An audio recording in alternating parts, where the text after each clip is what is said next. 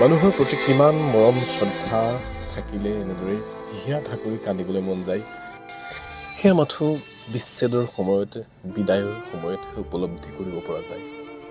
এয়া হৈছে আমাৰ 104 নং দেশৱালী বস্তি প্ৰাথমিক বিদ্যালয়ৰ প্ৰধান শিক্ষক আমাৰ সকলোৰে আদৰ্শ শ্ৰদ্ধাৰ ৰমেন শৰ্মা ছাৰৰ কৰ্মস্থলীৰ কৰ্মজীৱনৰ শেষৰটো দিনৰ কিছু স্মৰণীয় মুহূৰ্ত।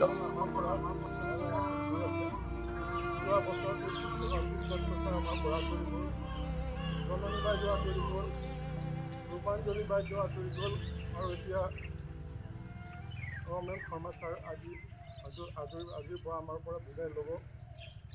আমি আচলতে আমি সকলো যিসকল এতিয়া আছোঁ গোটেইখিনি আমি এটা নতুন প্ৰজন্মক আমি প্ৰতিনিধিত্ব কৰোঁ।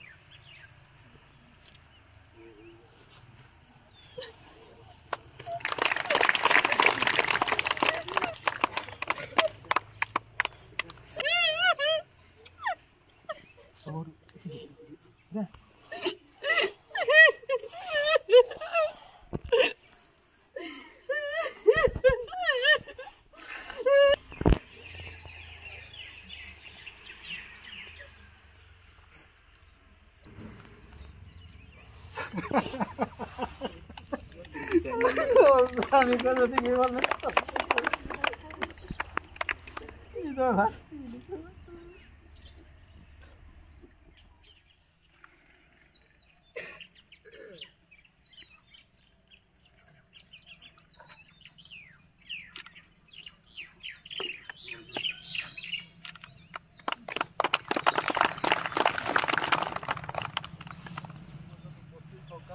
চাৰমাৰী উচ্চতৰ মাধ্যমিক বিদ্যালয়ৰ অধ্যক্ষা পল্লৱী বৰুৱা বাইদেউ ছাৰক এখনি চেলেঞ্জৰে আদৰণি জনাবৰ কাৰণে মই আহ্বান জনাইছোঁ।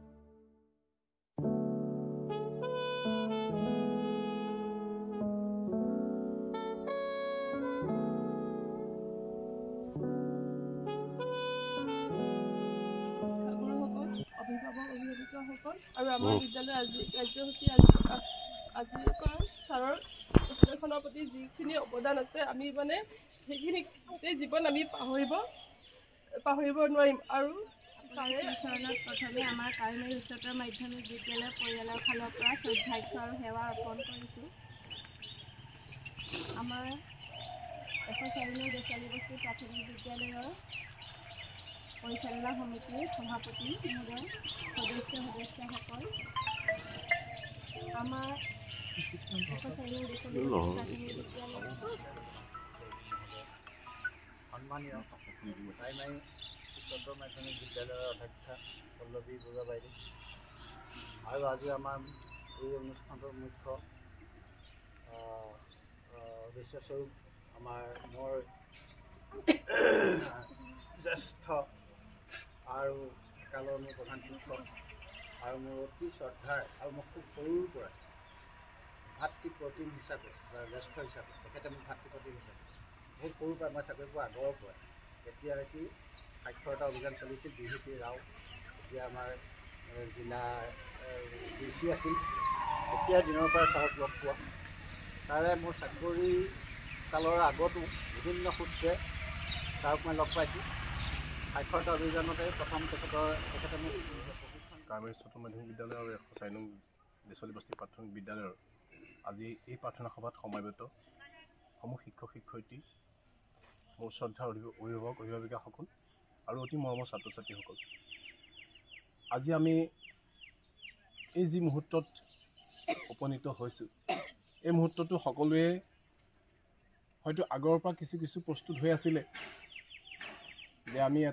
এনেকুৱা এটা দিন আছে যিটো দিনত নেকি আমি আমাৰ অগ্ৰজ অভিভাৱকবিলাক হেৰুৱাৰ দৰে আৰু এজন অভিভাৱক আমাৰ পৰা আঁতৰি যাব আমি আকৌ এজন অভিভাৱক আমাৰ মাজৰ পৰা আগতে যিদৰে পাইছিলোঁ তেনেদৰে পোৱাৰ পৰা আমি হয়তো বঞ্চিত হ'ব লাগিব আৰু এই দিনটো আচলতে মই বিশেষকৈ এই দিনটোৰ কথা যিদৰে আমি কিবা এটা হেৰুৱাৰ আগতে আমি আগমুহূৰ্তলৈকে আমাৰ অনুভৱ নহয় যে কিবা এটা হেৰুৱাবলৈ গৈ আছোঁ আমি কিন্তু আজি এই মুহূৰ্তত মোৰ এই জেগাডোখৰত থিয় হৈ মোৰ খুব এটা দুখবোধ আহিছে যে আমি সঁচাকৈয়ে এজন অভিভাৱক আমাৰ মাজৰ পৰা হেৰুৱাইছোঁ তথা অধ্যক্ষা পল্লৱী বৰুৱাদেৱী 104 নম্বৰ দেশলী বস্তি প্ৰাথমিক বিদ্যালয়ৰ প্ৰধান শিক্ষক ৰেবিকা মিলি আৰু দুয়োখন বিদ্যালয়ৰ মই নাম মনত আছে দুয়োখন বিদ্যালয়ৰ মৰমৰ স্নেহৰ শ্ৰদ্ধাৰ শিক্ষাগুৰুসকল 104 নম্বৰ দেশলী বস্তি প্ৰাথমিক বিদ্যালয়ৰ পৰিচালনা সমিতিৰ সভাপতি মহোদয় দুয়োখন বিদ্যালয়ৰ কৰ্মচাৰীবৃন্দ সন্মানীয় অভিভাৱকসকল আৰু মোৰ অতি মৰমৰ দেৱশিশু স্বৰূপ ছাত্ৰ ছাত্ৰীসকল মই সকলোলৈকে আন্তৰিক শ্ৰদ্ধা জনাইছোঁ শুভেচ্ছা জনাইছোঁ আৰু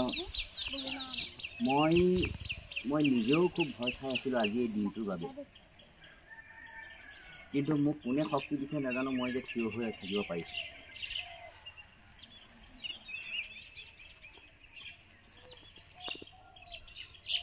জীৱনত বহুত আঘাত পাইছোঁ বহুত দুখ পাইছোঁ কিন্তু আজি এফালৰ পৰা যিটো যন্ত্ৰণা পাইছোঁ এই দুখটো কিন্তু ক'তো পোৱা নাই মই যেতিয়া সৰু আছিলোঁ কিন্তু মোৰ মনত পৰে এনেকুৱা এটা সংঘাতত মই ডাঙৰ হোৱা মই কেইবাদিন মৰিবলৈ কৈছিলোঁ আত্মহত্যা কৰিবলৈকে কৈছিলোঁ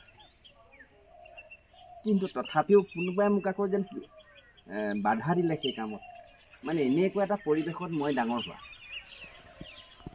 এটা ঘৰুৱা পৰিৱেশ যিটো ক'বলৈও লাজ লাগে বহুতে জানে ওচৰ চুবুৰীয়া বহুতে জানে কিন্তু তাতো মই সেই পৰিৱেশো অতিক্ৰম কৰি মই ডাঙৰ হ'লোঁ সেইকাৰণে মই বৰ বেছিকৈ পঢ়িবও নোৱাৰিলোঁগৈ যেনে তেনে চাকৰি এটা কেনেকৈ সোমাওঁ আৰু মই আঘাত পাইছোঁ বহুত আঘাত পাইছোঁ পুলিচৰ গুলি খাইছোঁ মই 3বাৰকৈ জেল খাইছোঁ মই তেতিয়া বহুত কান্দিছোঁ যেতিয়া গুলি খাই পৰি আছিলোঁ মাৰ মুখখন মা তেতিয়া জীয়াই আছিল সেই মাৰ কেনেকৈ সন্মুখীন হ'ম মাৰ হাতৰ পৰশ এতিয়াও মোৰ মূৰত আছে কেনেকৈ মুখামুখি হৈছিলোঁ তাতো মই বাচি আহিলোঁ অকল ৰাইজৰ আশীৰ্বাদত সেইটো 83 চনৰ কথা কিন্তু সেই যন্ত্ৰণাতকৈও কিন্তু এফালৰ পৰা আজিৰ যিটো যন্ত্ৰণা সেইটো বেছি কঠোৰ তাৰমানে এই ল'ৰা ছোৱালীখিনিক মৰমৰ পৰা আঁতৰি যোৱাটো আপোনালোকৰ স্নেহৰ পৰা আঁতৰি যোৱাটো এই শিক্ষাগুৰুসকল দুয়োখন বিদ্যালয়ৰ স্নেহৰ পৰা আদৰৰ পৰা আঁতৰি যোৱাটো অলপ যন্ত্ৰণা নহয় গাত শৰীৰত আঘাত লাগিলে ঘাঁ লাগিলে সেয়া ভাল হৈ যায় কিন্তু এই আঘাত মোৰ হয়তো মৰাৰ সময়লৈকে মনত থাকিব আৰু এই মৰম আৰু সেই মৰমেই হ'ব মোৰ কাৰণে ঔষধস্বৰূপ সেই আঘাত হয়তো মই পাহৰি থাকিব পাৰিম এই যি মৰম আজি মই পাইছোঁ সেই মৰমত মই সদায় জীয়াই থাকিব পাৰিম আৰু হয় ক'ব লগা বহুত কথা থাকে আৰু মই খালি এটাই মই কৈছোঁ যে আপোনালোকে মোক যেনেদৰে কৈছে প্ৰতিগৰাকীয়ে পল্লৱী বৰুৱা বাইদেৱে কৈছে বা বিজি বৰুৱাই কৈছে ববিতাই কৈছে বা এই দীপাংকৰে কৈছে, ৰাজেশেও কৈ আছে, যিখিনি কথা কৈছে মই কিন্তু ইমানৰ মানুহ একেবাৰে নহয়। তাৰমানে সপোন মানুহৰ থাকেই, সপোন বহুত আছিলে, কিন্তু সেই সপোন কিন্তু বাস্তৱত ৰূপায়ণ কৰিব একেবাৰে নাই পৰা। নোৱাৰাৰ কাৰণ বহুত থাকে, কিন্তু হ'লেও মই এটাই মই ভাবোঁ, মই সহযোগিতাহে আগবঢ়াইছিলোঁ। মই নেতৃত্ব লৈ মই একো কামেই কৰা নাই, আৰু নেতৃত্ব ল'ব পৰাকৈ মোৰ গুণেই নাই, খালি মই সহযোগিতা। এই সহযোগিতাটো মই আগবঢ়াওঁ সকলোকে। মই আগৰ কেইজন মই যিকেইখন বিদ্যালয়ত চাকৰি কৰি আছিলোঁ তাতো সহযোগিতা। মই কেতিয়াও নোৱাৰোঁ বুলি মই বহি নাথাকোঁ, আৰু সময়ানুবৰ্তিতা নিয়মানুবৰ্তিতা মই সদায় মই পালন কৰিবলৈ চাওঁ। যিটো কথা মই তোমালোককো কওঁ যে সদায়, আৰু এটা কথা ঠিকেই বাৰু, আমাৰ দীপাংকৰে কৈছে কথাষাৰ যে যিকোনো প্ৰকাৰে আমাৰ সদায় কি হ'ল, পৰিস্থিতি সদায় কঠোৰ, গতিকে পৰিস্থিতিটো নিয়ন্ত্ৰণ কৰাটো বৰ ডাঙৰ কথা। সেইটো মই অগ্ৰজসকলৰ পৰাও শিকিছিলোঁ, আৰু সেইটো কৰিবলৈ বৰ যত্ন কৰিছিলোঁ। কিন্তু হ'লেও তাত মোৰ বহুত ভুল হৈ গৈছে। ভুল নোহোৱা হ'লে মই আৰু আগলৈ হয়তো যাব পাৰিলোহেঁতেন। কিন্তু মই এটাই সুখী যে মই তোমালোকৰ নিচিনা দেৱশিশুসকলৰ মাজত থাকিবলৈ পালোঁ ইমান দিন, আৰু ইমান গুণী শিক্ষক শিক্ষয়িত্ৰীসকল আছে, অভিভাৱকসকল আছে। এই যে মই শেষ সময়লৈকে যে মই এই যে সংস্পৰ্শত থাকিলোঁ, সান্নিধ্যত থাকিলোঁ, গতিকে ইয়াতকৈ আৰু মোৰ আৰু ভাগ্য, এয়াই মোৰ পৰম ভাগ্য যে সুকলমে এই শিক্ষাগুৰুসকলৰ মাজত সময়ো বহুত হৈছে, ছাত্ৰ ছাত্ৰীসকল যথেষ্ট বা আপোনালোক সকলোৱে থিয় হৈ আছে। আৰু মই এটা কথা কওঁ যে তোমালোকক মই গালি পাৰিছিলোঁ, কেতিয়াবা দুই এচাট মাৰিছিলোঁ, কিন্তু চোৱা, তোমালোকক মই সদায় নিজৰ ল'ৰা ছোৱালী বুলি ভাবোঁ, মোৰ নিজৰ ল'ৰা ছোৱালী বুলি ভাবোঁ। আৰু তোমালোকে ইমান মোক আজি মৰম জনাইছে, এই মৰম কিন্তু মই সদায়, মই মৰা মুহূৰ্তলৈকে মই সদায় মনত ৰাখিম। সকলোৰে মংগল হওক। আৰু এটা মোৰো ইমান আশা যে এমালগেমেশ্যনটো সোনকালে হওক। ভগৱানৰ ওচৰত খাটি চাওঁ, মই যিমান পাৰোঁ, আগৰ ৰঞ্জিত দত্ত ছাৰ থাকোঁতেও ফৰ্মেটত মই দুবাৰকৈ চহী কৰিছোঁ, আমিও কৰিব লাগে, তেখেতেও কৰিব লাগে, সেয়াও কৰিছোঁ। আৰু আমাৰ দুয়োখন স্কুলৰ ক্ষেত্ৰত আমি এমালগেমেশ্যন নহ'লে আমাৰ এই প্ৰাথমিক বিদ্যালয় আৰু দিগদাৰী হ'ব। বিশেষকৈ তালৈ এতিয়া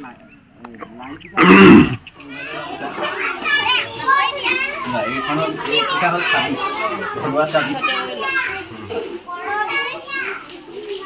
মোৰ নিজৰ কাণত লৈ থকা এখন দিছোঁ তোমাক,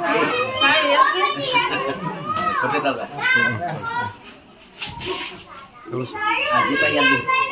আৰু মই প্ৰথম কৈছোঁ অকণমান দিশটো সলাই ল'ব পাৰিলেও বেয়া নহয়, মই এনেকৈ লওঁচোন। গতিকে সেই আলমাৰিটো সেইফালে তালৈ যদি লৈ যোৱা যায়, সেইফালে নি ল'ব পাৰিবা, সুবিধামতে জেগাটো লৈ লওঁ। আৰু কি হয়, মই কিছুমান কাম একেবাৰে নকৰিলোঁ, সেই কামবোৰ কৰিব লাগে। চকীখন ভাল হ'ব লাগে, টেবুলখন ভাল হ'ব লাগে, সেই মই নকলালোঁ সেই ইচ্ছা। আৰু আমাৰো কি হয়, শেষত 6,500 টকামান আন্তঃগাঁথনি আহে, এযোৰ ডেস্ক বেঞ্চত। আৰু এইদৰে ছাৰে পৰৱৰ্তী প্ৰধান শিক্ষয়িত্ৰী হিচাপে ববিতা মিলি বাইদেউ তেখেতৰ নিজৰ চকীখনত সংস্থাপন কৰিলে, আৰু তেওঁ সম্পূৰ্ণ দায়িত্ব অৰ্পণ কৰি তেওঁ বিদায় ল'ব বিচাৰিলে। কিন্তু এটা কথা লক্ষ্য কৰিলোঁ, ছাৰে যাওঁ বুলি বহুত সময় বিদ্যালয়ৰ পৰা যাব পৰা নাই। আচলতে তেওঁ নিজেহে অনুভৱ কৰিছে, এই মৰমৰ বিদ্যালয়খনত তেওঁ বহু বছৰ কটোৱাৰ পিছত কেনেদৰে বিদায় লৈ ইয়াৰ পৰা অকলে ওলাই যাব। আমি সকলোৱে তেখেতক বিদায় দিলোঁ, আৰু ছাৰৰ সুস্বাস্থ্য আৰু দীৰ্ঘায়ু কামনা কৰিলোঁ। লগতে ছাৰে অনাগত দিনবিলাকত সমাজ জীৱনত যি অৰিহণা আগবঢ়াব, সেই অৰিহণাই যাতে আমাৰ এই সমাজখনৰ লগতে নতুন প্ৰজন্মক তেখেতৰ যি আদৰ্শ, সেই আদৰ্শই যাতে চুই যায়, তাকে কামনা কৰিম। পুনৰ সকলোকে বহুত বহুত ধন্যবাদ জনাইছোঁ। ছাৰৰ এই বিদায়ৰ মুহূৰ্তখিনি আপোনালোকৰ লগত শ্বেয়াৰ কৰিলোঁ। ধন্যবাদ।